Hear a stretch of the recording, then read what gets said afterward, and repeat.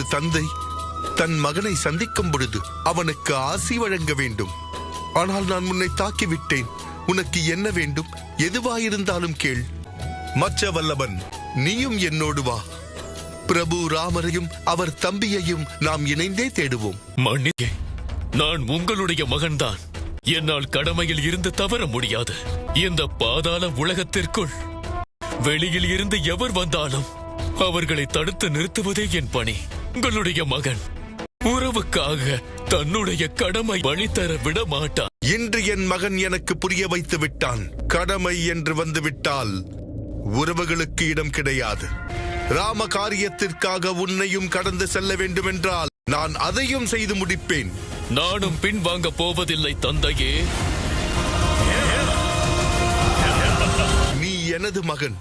உன்னை கொல்வதற்கு எனக்கு மனமில்லை.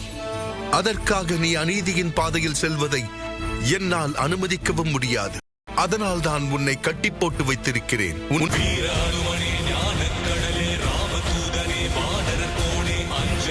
வா